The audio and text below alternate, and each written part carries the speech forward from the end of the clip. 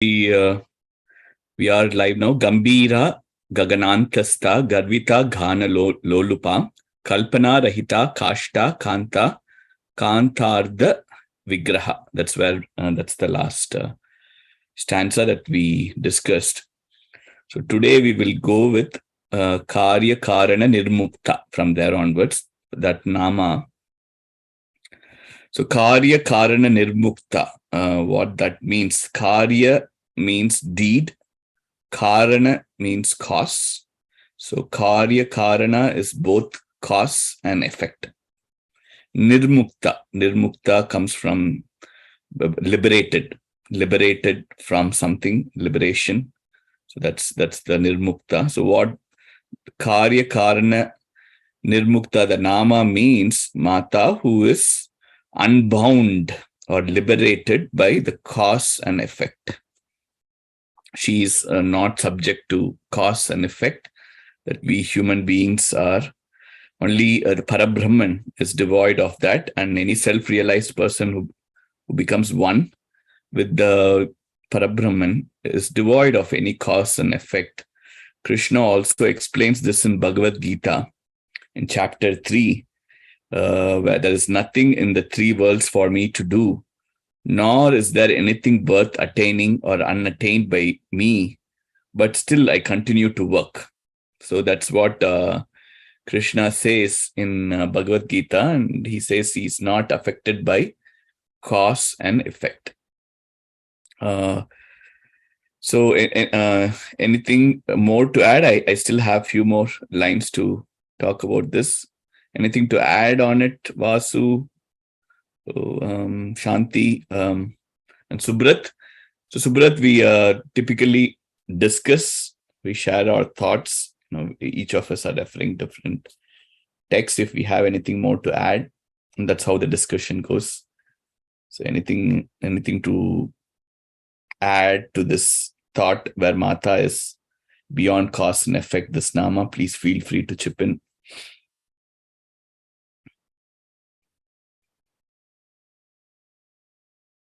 So one of the references is even the here in Bhagavad Gita, right? The next following stanzas where Krishna says, "I'm beyond cause and effect, but I still need to do my work." Right? Even Mata does here. Mata is the Parabrahman, Krishna is the Parabrahman. We call by different names. So why do they still have to work? It's because even though when they are a self-realized person, even Ramana Maharishi or whoever, they were self-realized, but then whenever they are situated in the human world, everybody has some responsibilities, and you would have to always perform that. Even we just have to all those self-realized person, the Parabrahman, is beyond cause and effect, and everything is a result of our karmas. And when a person, self-realized person, takes birth, he needs to go through those the effects of the karmas, and in doing so, he should continue to perform, not with a goal in mind, but they without any ego, they continue to perform their duties. So if a person doesn't think about the cause and effect and just perform their duties, right? As you continue doing that, you start realizing that the Parabrahman in you, and it affects the cause and effect only affects people who have ego. And where does that ego comes? Ego comes from intellect. And again, if you can use the same intellect to tune in your mind, or to remind your mind, that whatever is happening or whatever is going on, we need to have that bhava of detaching ourselves, and all that's happening is due to our whatever pain or pleasure that we feel is because of our senses, and whatever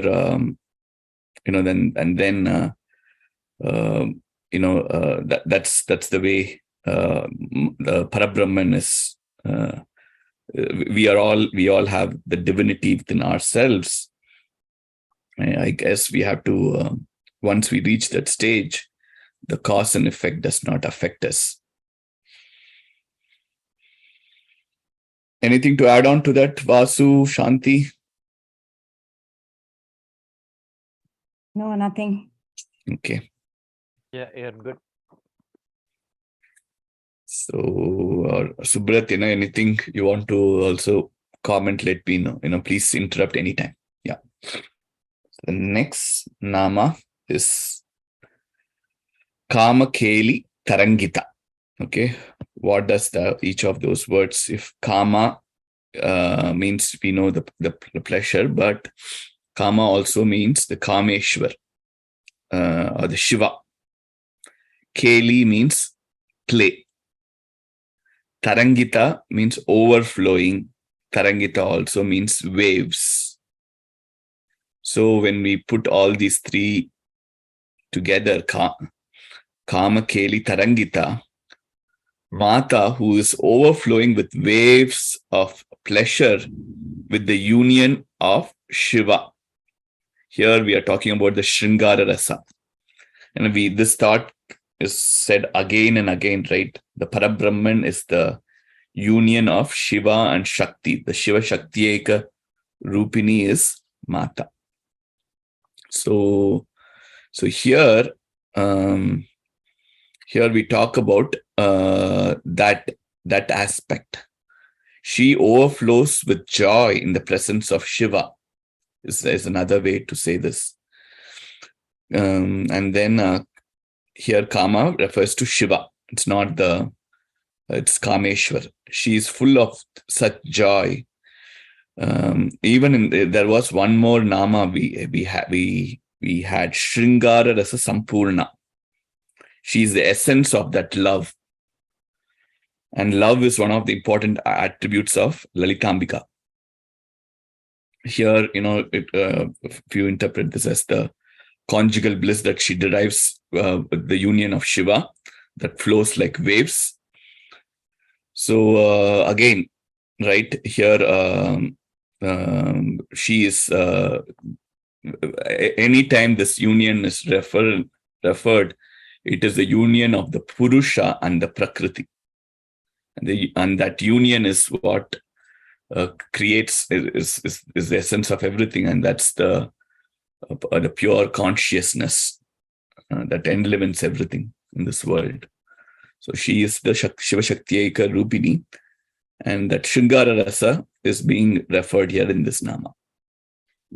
Anything to add on to this, Vasu? No. That's fine. Yeah, you're good. Thank you. Keli means what? Keli is the play. Okay. Kama Keli. Okay. She plays.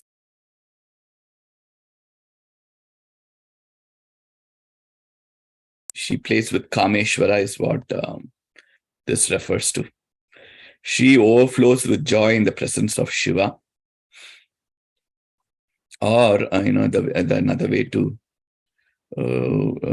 say this is, the Mata, right? She's always in that state of bliss, unbound bliss, because there is, like every, the pure consciousness, the infinite consciousness is pure bliss, there is, and that bliss is what is being referred in a way that we as human beings can connect to. Okay. So that line goes, Karya Karana Nirmukta Kama Keli Tarangita. Okay. We can go to the next nama. There are no other points to add. So the next nama is Antarmukha Samaradhya. Okay. I think Kanat, Kanak, I missed this one. Yeah. Kanat Kanaka Tatanga. Right? Tatanka. Yeah. Kanat Kanaka Tatanga. What those words mean? Kanati, the word, that is a word, which is a verb. Kanati means shine. Okay. Kanaka means gold. And Tatanga, we have, even in the first few verses, we talk about Mata's earrings, right? Here, Tatanga is ear ornaments or the ear studs. The literal translation of this nama is Mata who wears gleaming or shining golden ear ornaments or ear studs. She's wearing those glittering ear studs made of shining gold. That's what this nama means. Kanat Kanaka Tatanga. So in Saundarya Lahari too, in verse number 28, they talk about the power of her Tatanga, her ear studs. So before in our own in the same Lalitha Sahasranama, we had a reference to earrings being referred to as the sun and the moon. So I guess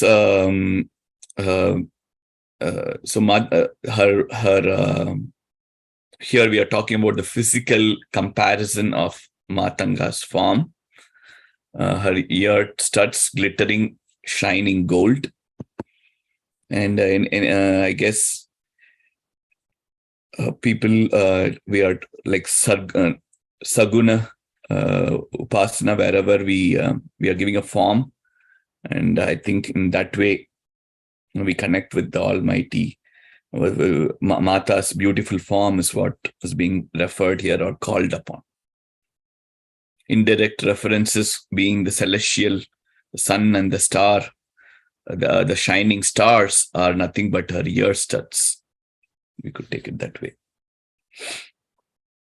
Anything to add on this?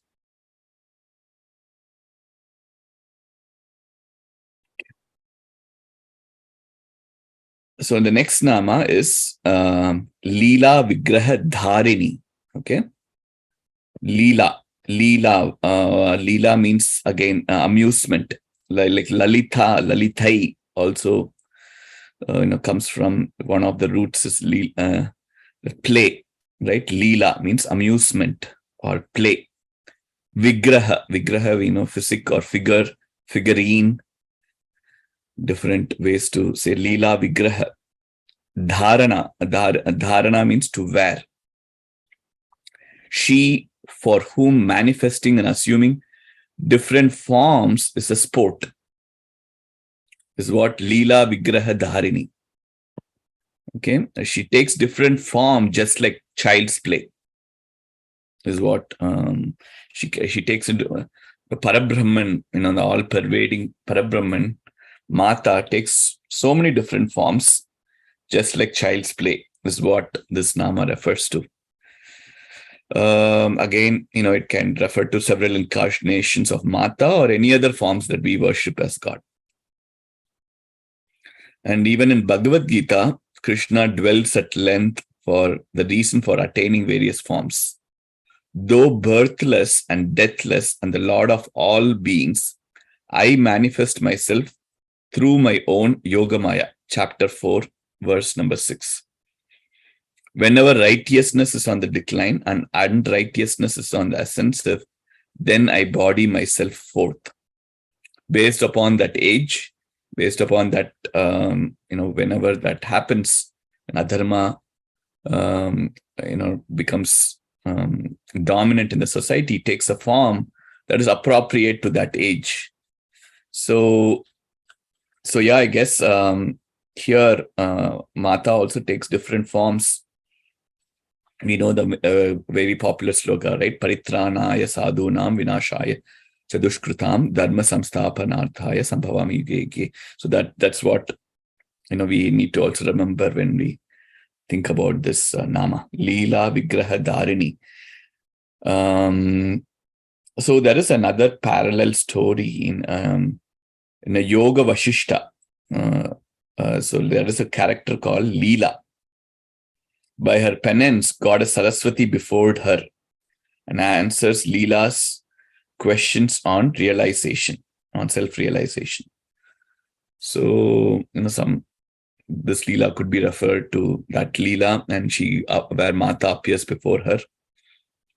But I think mostly what makes sense is, for us to remember that Mata takes different forms, just like a child's play. All these forms are like a sport to her. So that's the meaning of that nama, Leela Vigraha Dharini. She for whom manifesting and assuming different forms is just a sport. Okay. Anything to add on to that? So let me repeat. Karya Karana Nirmukta Kama Keli Tarangita Kanak Kanaka Tatanga Leela Vigraha Dharini.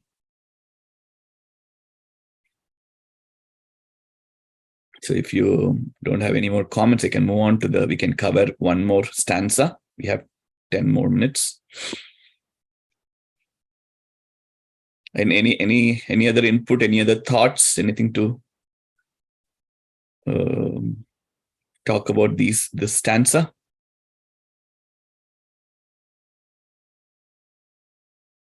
So here, so the next nama, this is Aja. I think we had one more even before we referred to this nama Aja. Aja, she who is unborn. Okay. Where is the root of it? Aja itself means unborn. Okay, that's the meaning of Aja. She is unborn. The state of Mata. She was never born. It's giving birth is a cause of Prakriti, right? So anything that universal form takes, we all take form due to our karmas. The pancha, we manifest in the form of a human being or any other living being or even a rock. It's because of something from the past. But Mata is the one that enlivens everything. So she's never born. She's always there. So that is Aja. Right? Anything that is born will also, the next nama is, we know that doesn't have a beginning or end. The universal consciousness cannot be born, right? There is no birth. It's always there. So the next nama is related to that too. Kshaya Vinirmukta. Okay, what is that? Kshaya. Kshaya means decay or termination. Kshaya means termination or even death. Vinirmukta, free from, liberated from, right? We just talk Nirmukta, right? Vinirmukta is free from. Who is exempted from death is what that means. Immortality. Kshaya Vinirmukta. Okay, she is free from decay. Decay here means death. When there is no birth, as said by the previous nama, there can be no death, right? So Parabrahman is beyond birth and death, as everything originates from him or her, however we see the Parabrahman as. Krishna says in Bhagavad Gita, death is certain for the born and rebirth is inevitable for the dead. Since she is Parabrahman, she is devoid of birth and death. This nama also means that one need to go to isolated places to perform penance to realize her. Okay, true devotion is the only requirement to attain.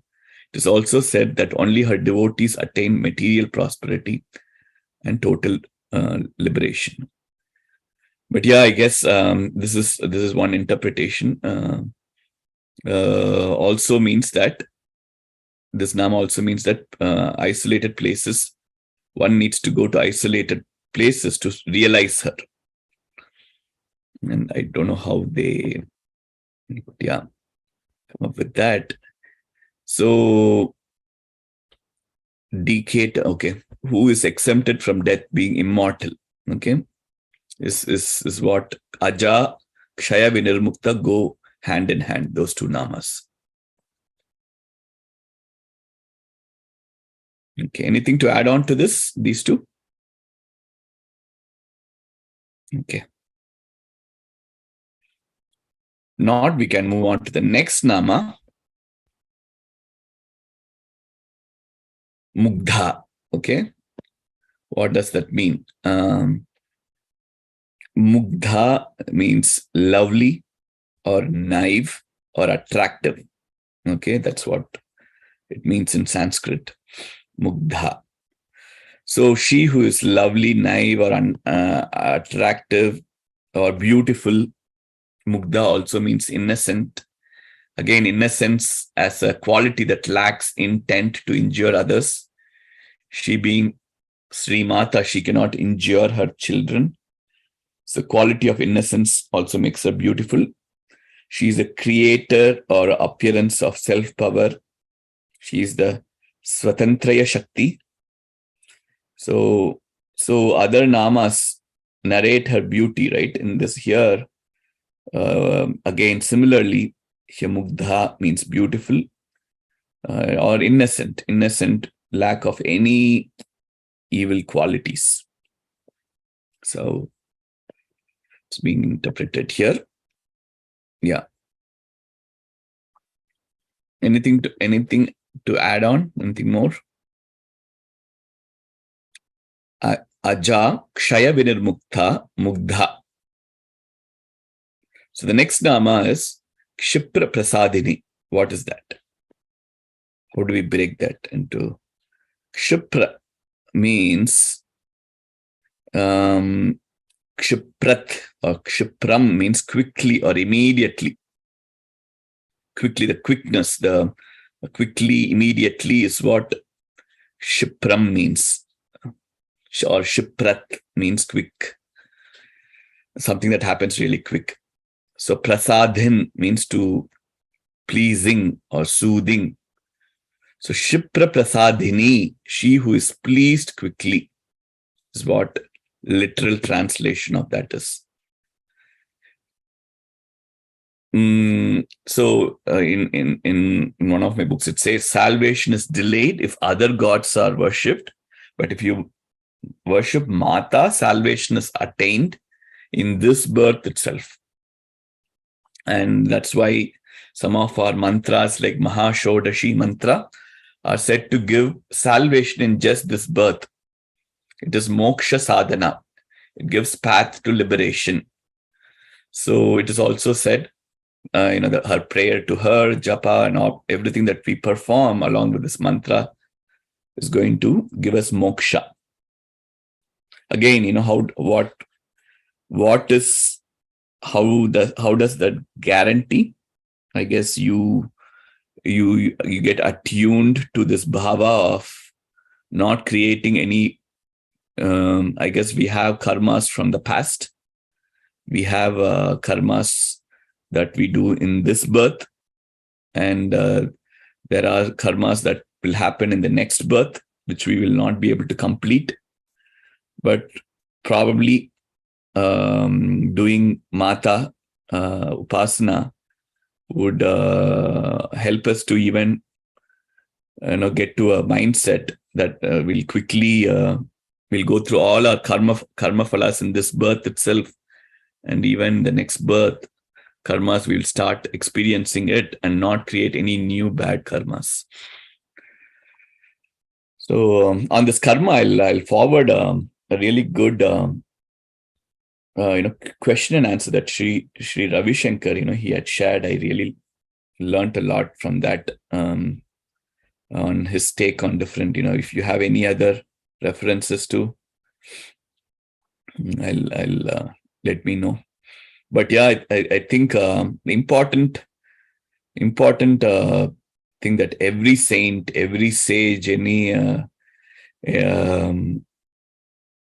any self-realized person says is, don't, the mantra in this age, right, is going to be a quick way to attain God, because it always, in this age, it's always easy to get distracted by so many things. And but with this mantra japa, or praying to a God on a regular basis, is going to help you contain your the path that you take. It just also, these rituals put you in a routine that prevents you from doing any bad karmas, or only the good karmas. And when you do that, right, the ritual or any positive mantra chanting, you automatically, the fructification of your karmas hastens. So maybe you will go through a lot of pain because somehow you need to burn those karmas, but still, a steady chanting will give you that ability, the mindset to go through that pain, to bear that pain.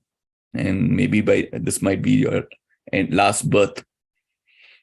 So in a way, whenever a lot of people, they pray and they say, why it's going to be a difficult life for me, I pray to you, but it's probably a good thing. You're burning down your karmas, and you may get salvation in this age itself. And that understanding will come only when you realize, that is, everything happens for a reason. And mantra japa, or any such upasana is going to help you to withstand those karma phalas. So there are several bija mantras, right, that people chant, and they chant for hours together. And all that are really powerful, because the mantra, the sounds and everything, Lalitha Sahasranama itself, several bija mantras, very powerful mantras, are embedded in this mantra, is what several claim. Just by chanting that, you also gain that mantra power, whatever is the sounds, if you have to chant really well. And that's the reason we are going through word by word meaning. So we will also remember when we chant what that means, and knowing the root meaning. So yeah, and she quickly will give you salvation, because Lalitha Sahasranamam itself is embedded with a lot of secretive mantra that have really that embeds the power of sound. So this is also again talked about in Bhagavad Gita and other scriptures, how important these mantras are. So it's important that you recite it correctly. Anything to add on to it? Yeah, on the moksha, I heard, somebody say that, is when no good or bad, like nirguna, nir something, then only you'll get moksha. You should not have anything goodness also. You should not have also anything bad. Absolutely. Yeah. Equal. Mm-hmm. So there is nothing called, when you get moksha, that means there is nothing good or bad. Nir something, nirguna. So when you have good, one doesn't cancel the other two. When you have good, good doesn't cancel the bad. You would have to go through the effects of both the good and the bad. And the bad, yeah. And the bad. What will not give you what will not help you accumulate either the good or the bad is when you do your karma, you don't have any expectation, oh, this is a good one, so something good is going to happen to me. Right? Or when you do that, you do accumulate. If you do anything with expectations or with, you just start accumulating, even if you do good kriyas. Yeah, you're right. And also somebody once, said, some suffering, don't pity or say, do this, because it's better that they get through that karma. So it's good actually they're getting through that karma. They're done. Yeah. So we never know, in this, there are so many things in play. So sometimes, worrying about why this is happening to somebody else or to you or to somebody, that you cannot reason out because it's a complex, fructification of your gunas, your karmas. Yeah. So, I guess all these upasana rituals will help you withstand that. It's going to be like a medicine. But, in that also you have to develop slowly the mindset that, you are, you don't have you have to, I guess, over and over, that is the thing that we talk about, right? Don't yearn for pleasure or don't worry about pain, Even always be in that state. No expectation. Yeah. It's 8:00. I think we can stop here. We can start from the next nama, maybe next week. Is that okay? Yeah. Okay. Thank you, Deepak. Yeah. All right, folks. I will see you next week. We'll talk again. If there are, please do stop by temple for Republic Day celebration tomorrow. Thank you all. Oh, what time is it? 10:30 onwards, the temple starts, but I think 11 o'clock is when the celebration starts. So the school, the Balvihar is there, right? Balvihar is on Sunday, right? Yeah. Oh, it's tomorrow. Okay. Yeah, tomorrow. Yeah. Okay, Monday. Yeah. Okay. Thanks. Bye. Let me make sure. 26, yeah. 10:30 a.m. Vishnu Sahasranama is there. At 11 o'clock, national anthem of India and USA sung by kids. Okay. Then the musical program. There's kids art activity and then lunch. Oh, okay. So Shanti, you're not in WhatsApp, right? But we would have sent an email for sure. But I'll take. If you didn't get the email flyer, let me know. I'll forward it to you. Okay. I don't get in WhatsApp. Probably it's in the, email. Yeah.